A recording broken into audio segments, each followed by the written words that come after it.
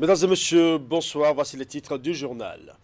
Dr Jean Abalo rejoint le bloc républicain. Il a officiellement notifié son adhésion aux responsables de ce parti de la mouvance présidentielle.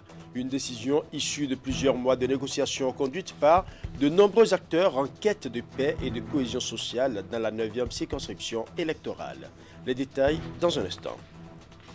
Nous parlerons également du lancement officiel du projet filière verte de l'organisation non gouvernementale Éleveurs sans frontières Bénin.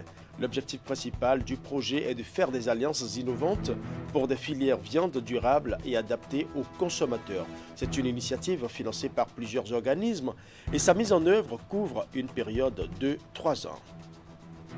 Dans ce journal, nous irons également dans la commune d'Adjoumou qui abrite cette année la 2e édition du championnat national scolaire du Bénin. C'est une initiative du gouvernement pour repérer et valoriser les talents sportifs dont regorge le milieu scolaire. Outre la cérémonie de lancement, nous vous ferons part des résultats de la 3e journée de ce championnat. Voilà pour les titres. Mesdames et messieurs, à nouveau, bonsoir.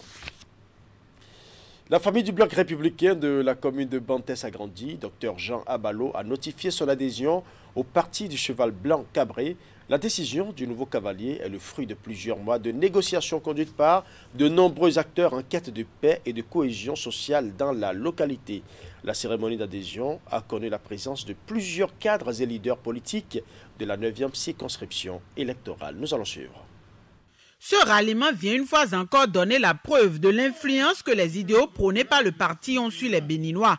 Connu pour sa quête permanente à améliorer le quotidien de ses semblables, Dr Jean Abalo fait officiellement son entrée en politique. L'événement de ce jour intervient dans un contexte particulièrement marqué par la recherche accrue de l'unité, de la cohésion sociale et de la paix dans la commune de Bantes. Ces valeurs, le parti bloc républicain de Bantes en a besoin davantage pour mieux s'organiser et mieux s'enraciner en vue des victoires plus sûres.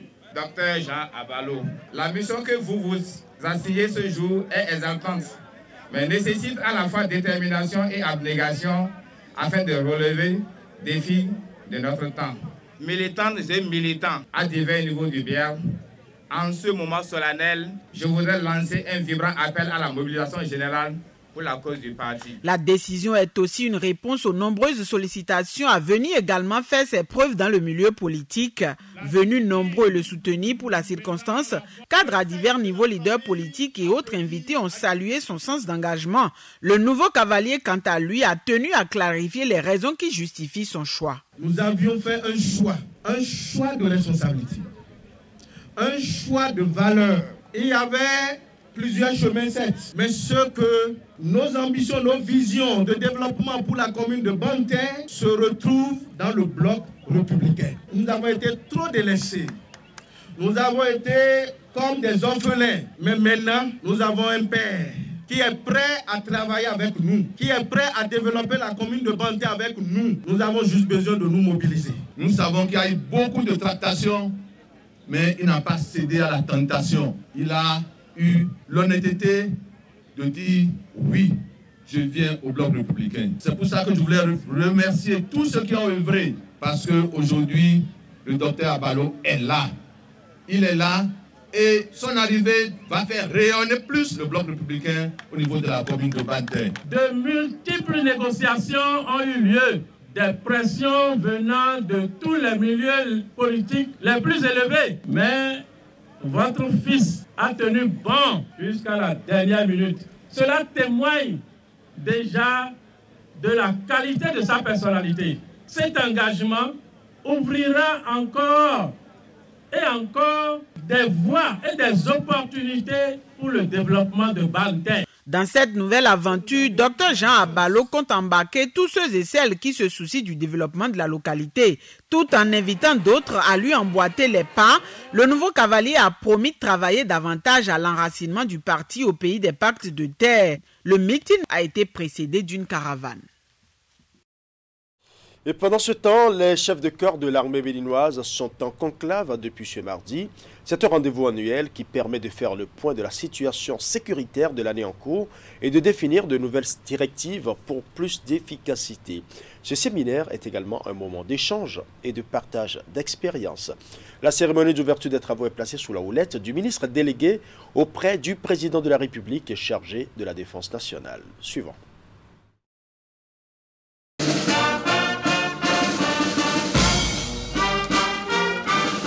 À l'état-major des forces armées béninoises ce mardi 16 août, le ministre délégué auprès du président de la République, chargé de la défense nationale, reçoit ici les honneurs militaires.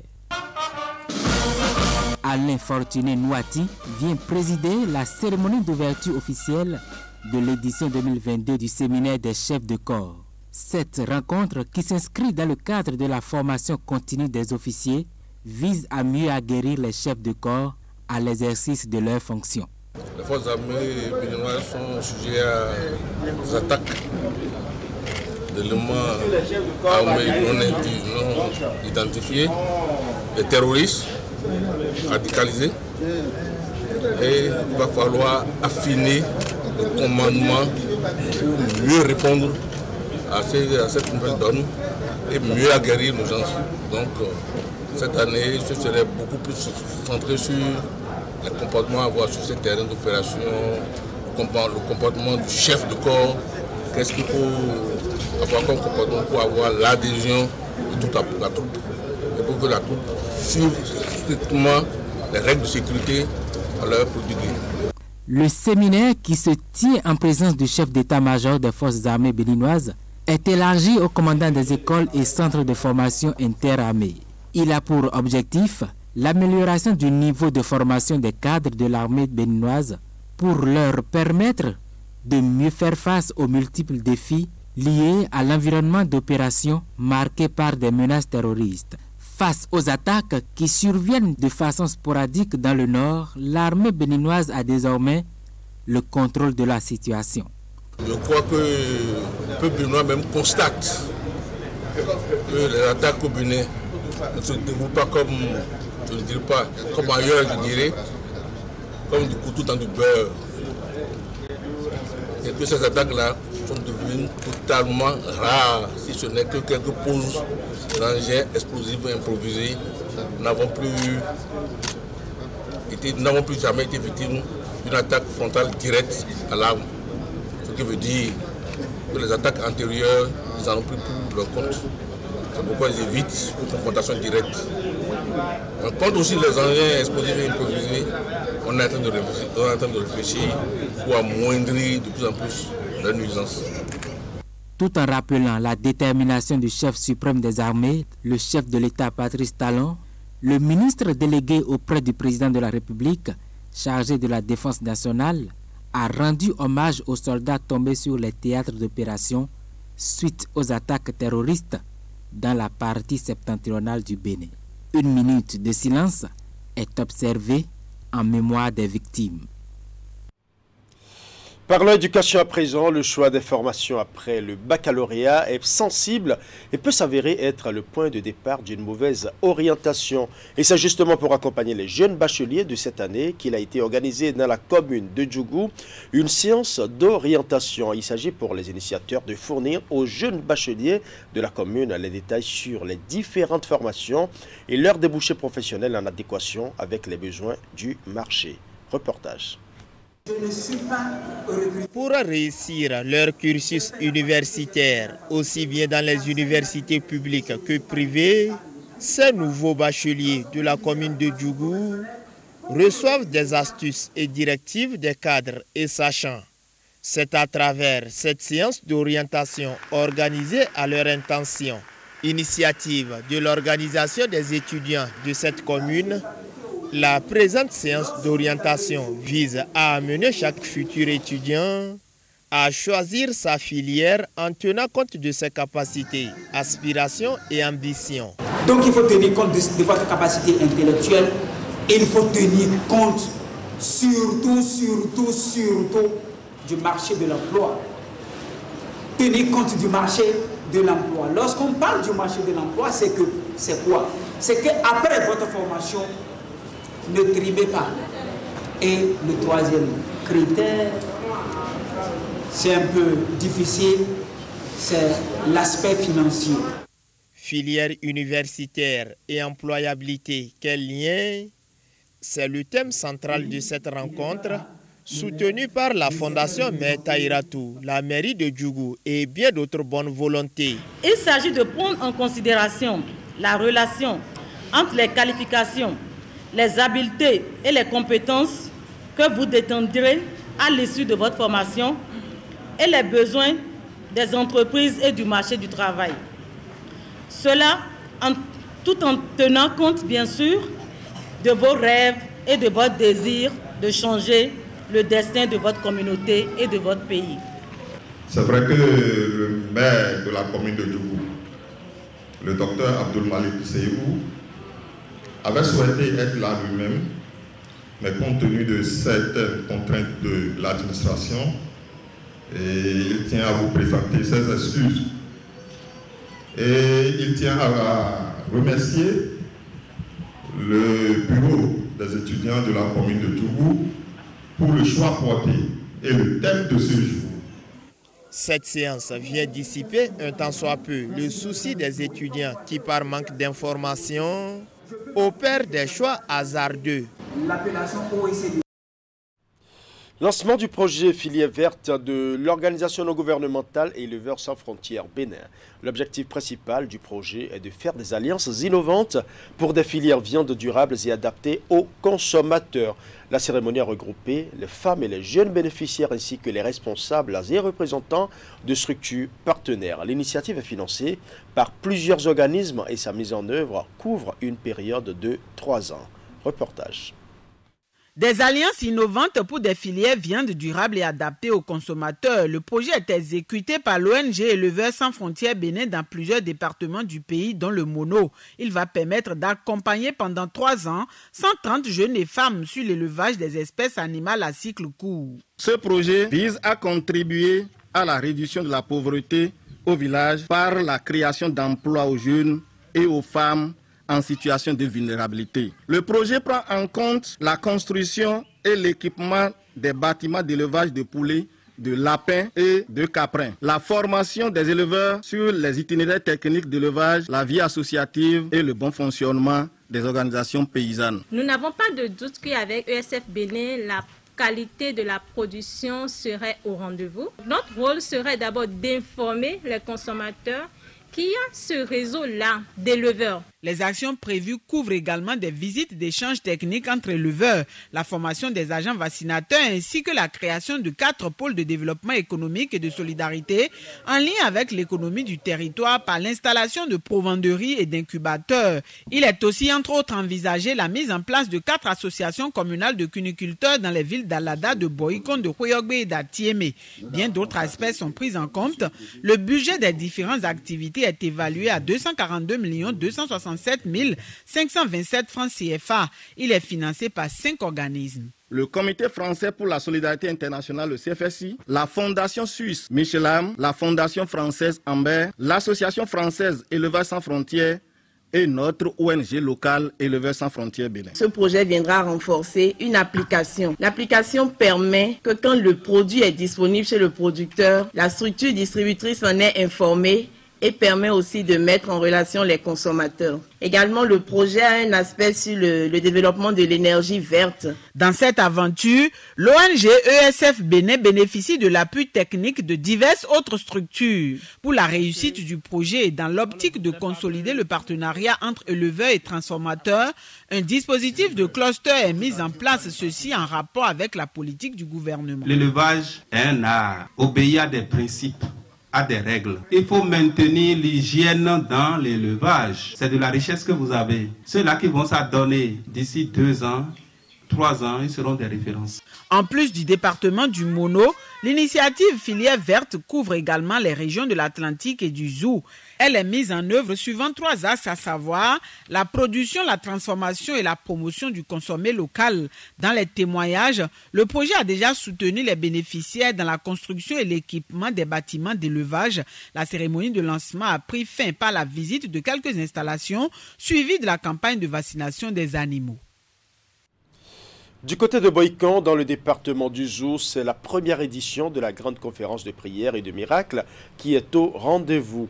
C'est une rencontre spirituelle d'une semaine qui va permettre aux responsables et aux fidèles de l'Église de la mission évangélique de la foi internationale de renforcer leur croyance en Dieu, mais aussi de resserrer les liens fraternels entre eux. En prélude donc à cette conférence, une caravane a été organisée pour annoncer l'événement aux populations. Imet Hélène Amosso pour les détails. Une affluence de chrétiens évangéliques sur les grandes artères de la commune. La caravane partie de l'intercession de la voie conduisant au siège de la mission évangélique de la foi internationale à Boïkan a fait le tour de la ville. Responsables et fidèles à travers chants et autres arrêts annoncent la tenue de la première édition d'une grande conférence de prière et de miracles. C'est la première édition cette année 2022.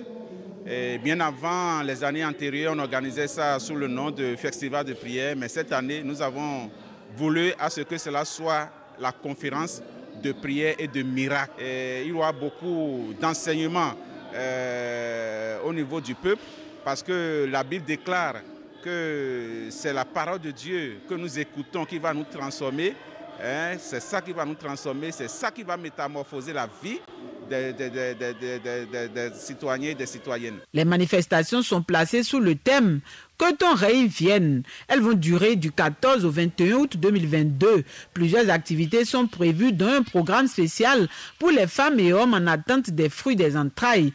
Animée par d'éminents pasteurs, la rencontre spirituelle sera aussi meublée par un atelier spécial pour les entrepreneurs, les diplômés sans emploi ainsi que les opérateurs économiques. Nous avons effectivement 8 jours de prière et de miracles, d'activités ecclésiastiques. Et durant les 8 jours, le Seigneur va sortir sa gloire. Les gens vont témoigner, beaucoup recevront la guérison de leur maladie, maladie physique, maladie financière, maladie morale. Tout ce qui empêche les gens de percer leur destinée, Dieu va se révéler davantage à eux et chacun trouvera son compte. Parce que Dieu, il est le même hier, aujourd'hui et éternellement. Étalée sur toute une semaine, cette conférence de prière et de miracles est organisée dans le but de renforcer la foi des fidèles, mais également les liens fraternels entre les membres de l'Église. Elle témoigne surtout, selon les organisateurs, de la bonne ambiance qui prévaut au sein de cette communauté évangélique, contrairement à ce qu'affirment certaines mauvaises langues. Nous allons à présent faire un tour sur le terrain de Bassila qui a enregistré la finale du tournoi FM Koufé. C'était ce dimanche, une rencontre qui a opposé les bombardiers de Zongo FC à Ile-Ilouaou FC de Maningri. L'objectif est de mobiliser les populations des arrondissements de Maningri et de Bassila autour des actions qui promeuvent cette radio, notamment la pratique du sport. Le point de la rencontre dans ce reportage.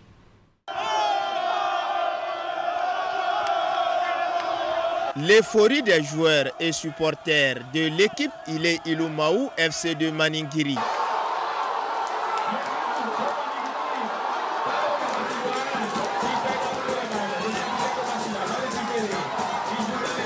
Championne de la finale du tournoi Radio FM Koufé de Bassila, 7 équipes vainqueurs vêtues en bleu-jaune a dû cravacher dur sur le terrain avant de trouver la faille à la 78e minute.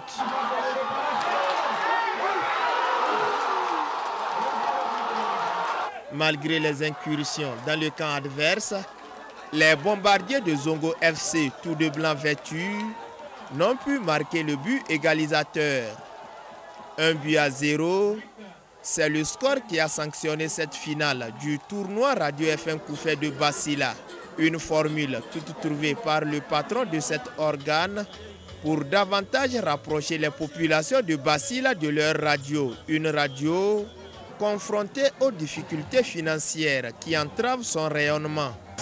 Paris gagnait pour cette première édition du tournoi dénommée FM Koufé. À mon arrivée, j'avais déjà dit, j'ai constaté que la radio a trop de difficultés, surtout celles financières. Et c'est comme ça on a mûri l'idée d'organiser comme on l'a fait. On a pensé que c'est par ce moyen-là que nous pourrons mobiliser les ressources pour la radio. Et voilà, aujourd'hui, nous sommes à la fin, après pratiquement 2 mois. L'engouement et l'ambiance constatée au stade de Bassila prouvent à suffisance l'intérêt que ces populations portent déjà à cet organe. D'abord, je vais tenir sincèrement à remercier le directeur de la radio pour l'initiative qui a peiné au départ à prendre, mais qui a finalement connu l'adhésion totale de la population. Je tiens également à remercier toutes les équipes qui ont pris part à ce tournoi.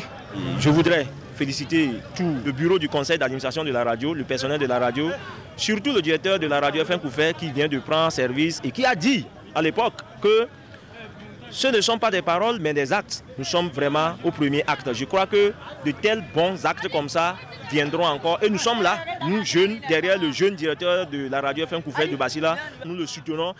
À la fin de cette randonnée sportive, l'équipe vainqueur décroche le trophée, plus une enveloppe financière et des jeux de maillot.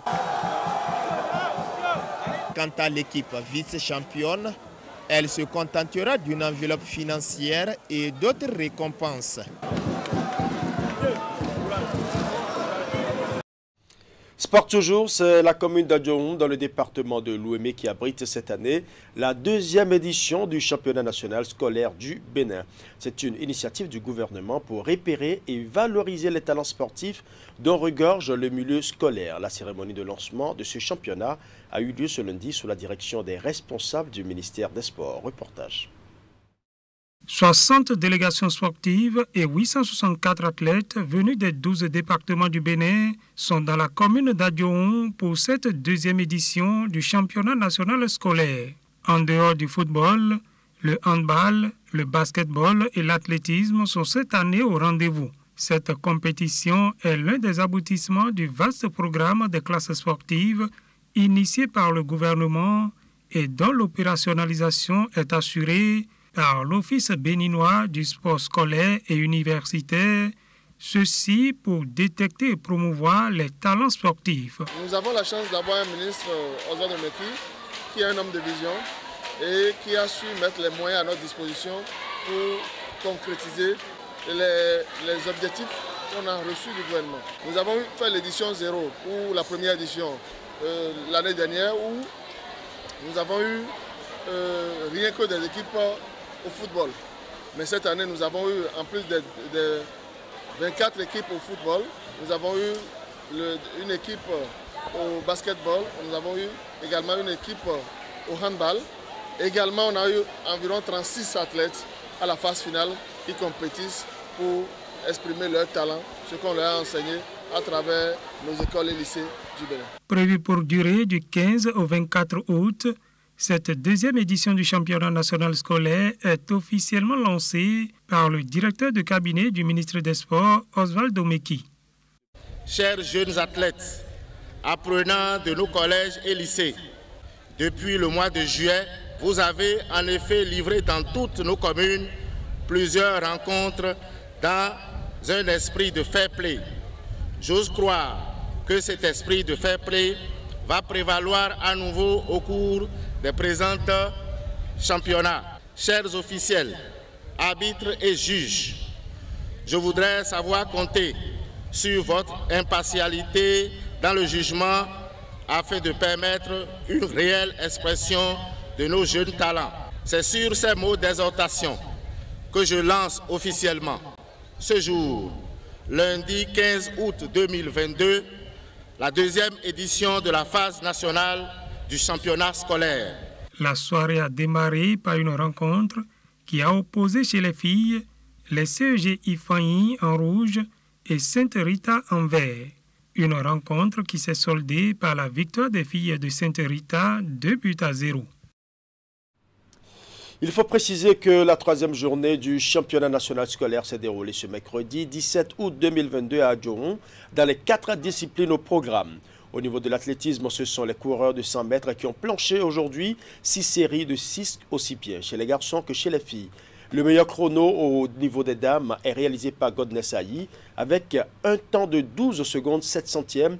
Du côté des hommes, le meilleur temps est réalisé par Agbetou Kevin avec un chrono de 11,4. Les demi-finales auront lieu demain jeudi. Au handball, l'équipe de basket, l'équipe du collège d'enseignement général de Bembereke était en première heure face à celle du CEG 1 Kilibo. Les filles de Bembereke n'ont pas eu du mal à s'imposer face à leur adversaire. Score 17-7. La deuxième affiche de cette discipline a mis aux prises le CEG Waké avec le CEG 1 Boycon. Et ce sont les dames de la ville Carrefour qui l'emportent sur le score de 16 buts contre 11. Au niveau de la balle au panier, c'est-à-dire le basketball, c'est le CEG 1 Parakou qui a ouvert le bal de la victoire de cette troisième journée en s'imposant 32 buts contre 28 face à son adversaire du collège d'enseignement général 1 de Dassa. De son côté, l'équipe de basketball du CEG 1 de Djougou n'a pas su se montrer à la hauteur de son adversaire si les footballeurs de ce collège d'enseignement général font de fortes sensations. De leur côté, les basketteurs, eux, ils ont encore du chemin face à l'équipe du CEG 2 Boycon d'Abomey. Ils se sont simplement inclinés sur le score de 41 contre 29 avec un écart de 14 points. On finit avec les résultats du football. Chez les garçons, le CEG Grand Popo a pris le dessus sur le CEG 2 Ikpinley, 2 buts à 1.